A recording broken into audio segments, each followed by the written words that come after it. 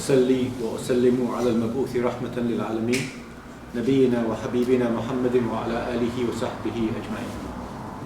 So, does this speak over? So we're continuing with the commentary to the poem 𝐴, which is a poem on Islamic morals and manners. And in the last session, we discussed the line of poetry where the author rahmatullah alayhi, he said, وَيَحْرُمُ بُحْتٌ وَإِغْتِيَابٌ نَمِيمَةٌ وَإِفْشَاءُ سِرٍ ثُمَّ لَعْنُ مُقَيَّدٍ. Slander, backbiting, and gossip, all forbidden. Betraying secrets, cursing individuals is not hidden. So, in this line, we learnt about the fact that slander and backbiting and gossiping and betraying secrets and cursing individuals, all of these are haram in Islam. All of these are haram in Islam, and most of these are major sins. And we defined backbiting to be, who can tell us what backbiting was? Backbiting is? Talking about someone behind their back, saying things that that person would dislike, right? What's slander? Lying about someone behind the back in a way they wouldn't like. Yeah, so backbiting is when you're speaking about someone behind a person's back, but you're telling the truth. It's still a major sin. Slander is you're speaking about someone behind his back or her back, and you're lying about that individual. So you're backbiting as well as lying, so it's a double sin if you like. And gossip, what did we say the definition of gossip was? Or the Messenger himself defined gossip to be, alayhi salatu wassalam.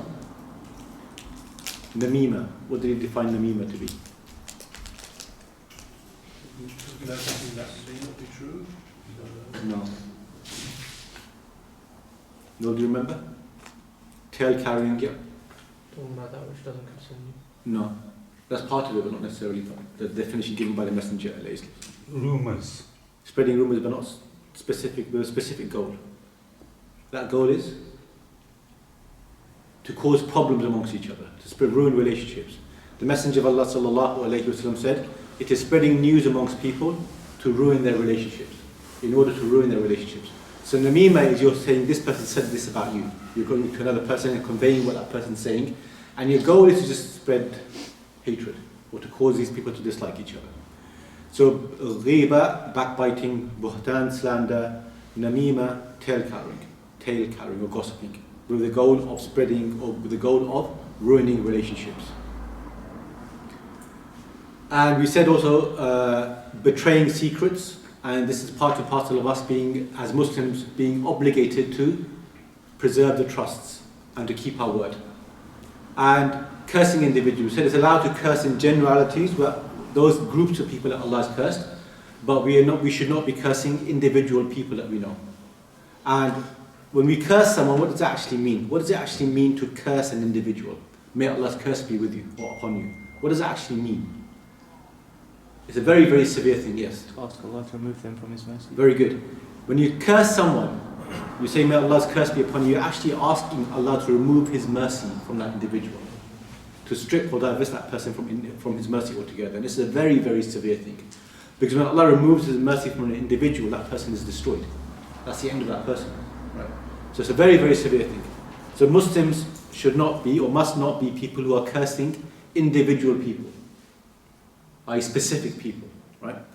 Al-Muslim, the Messenger of Allah sallallahu alayhi wa sallam said, لَيْسَ الْمُؤْمِنُ بِالطَّعَانِ وَلَا اللَّعَانِ وَلَا الْفَاحِشِ الْبَذِيءِ.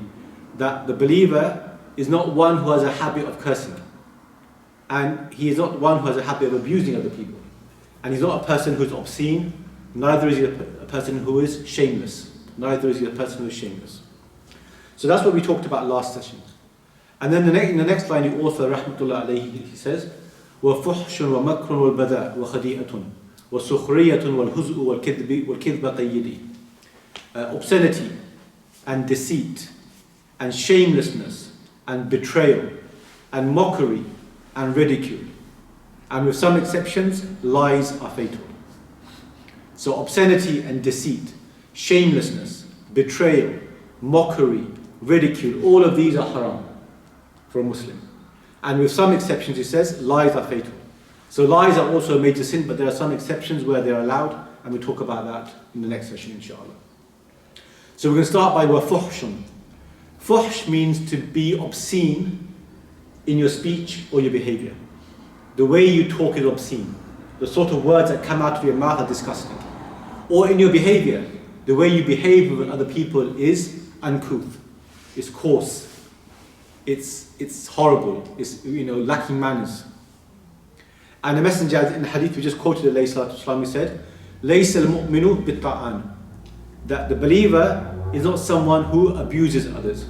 وَلَا اللَّعَانِ, the believer is not someone who curses other people. وَلَا الْفَاحِشِ, the believer is not someone who is vulgar or obscene. This is what we're talking about today.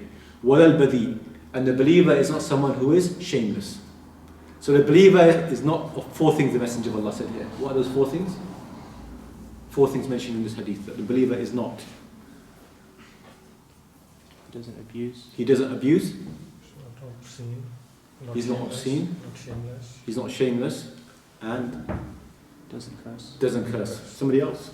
The believer does not, or is not, someone who is He's not obscene. obscene. He doesn't abuse, and he's not shameless, That's three. and he doesn't curse. And he doesn't curse. Okay. And of course we have in the Quran, in Surah Al-A'raf, our Lord subhanahu wa ta'ala, he says, قُلْ إِنَّمَا حَرَّمَ رَبِّي الْفَوَاحِشِ مَا ظَهَرَ مِنْهَا وَمَا بَطَنَ. That, say, O Prophet, to these people, my Lord only forbids al-fawahish, which is coming from the word fuhsh. Right? He only forbids disgraceful, obscene, vulgar deeds, whether they be open or whether they are hidden. And this ayah is normally understood to refer to such shameful or shameless deeds as zina, for example. But the ayah can also be understood in a general scope to refer to obscenity in general. Right? So Surah Al-A'raf, Allah subhanahu wa ta'ala is saying, قُلْ إِنَّمَا حَرَّمَ رَبِّي الْفَوَاحِشِ مَا ظَهَرَ مِنْهَا وَمَا بَطَنَ. That my Lord only forbids disgraceful, obscene deeds, whether they be open or be hidden. And most of the, if not all of the things that Allah has made haram upon us is because there's an element of this in them, fahish or fuhsh in them. There's an element of vulgarity, obscenity in the deeds that Allah has made prohibited for us. And our Messenger alayhi salatu wasalam, he says, إِنَّ الْفُحْشَ وَالتَّفَحُّشَ لَيْسَ مِنَ الْإِسْلَامِ. That obscenity and vulgarity are not part of Islam. Obscenity and vulgarity are not part of Islam. وَإِنَّ أَحْسَنَ النَّاسِ إِسْلَامًا أَحْسَنُهُمْ خُلُقًا. And the best people in Islam are those with the best character.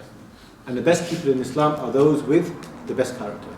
In another hadith, مَا كَانَ الْفُحْشُ فِي شَيْءٍ إِلَّا شَانًا وَمَا كَانَ الْحَيَاءُ فِي شَيْءٍ إِلَّا زَانًا. That vulgarity is not found in anything except that it disfigures it. It makes it ugly, makes it unnatural. And modesty is not found in anything except that it beautifies it. So vulgarity is not found in anything except that it disfigures it. And modesty is not found in anything except that it adorns it, it beautifies it. And the Messenger ﷺ said that if modesty, al-haya, was a man, he would be a handsome man. He would be a handsome man. وَلَوْ كَانَ الْفُحْشُ رَجُلًا. And if vulgarity was a man, لَكَانَ رَجُلُ السُّوءِ. He would be an ugly man. He would be an ugly man.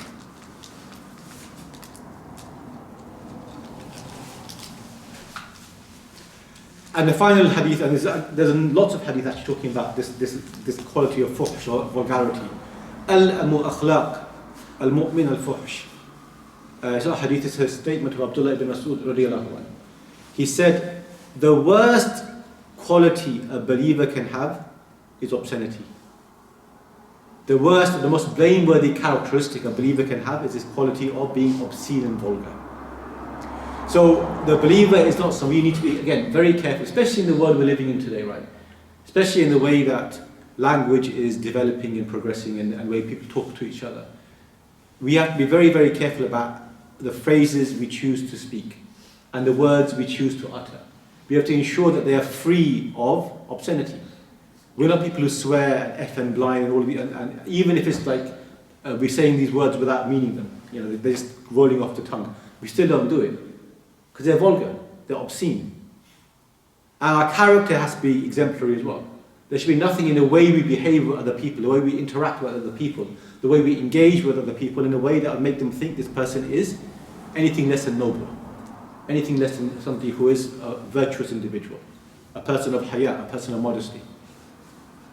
One time, the Jews came to the Messenger, famous hadith, the Jews came to the Messenger, alayhi salatu wasalam, Aisha radiallahu anha was sitting with him, and they said, Assalamu alaikum. So instead of saying Assalamu alaikum, they dropped the lam, and they said Assalamu alaikum. Assalamu alaikum means peace be with you, as we all know. Assalamu alaikum means, anybody know?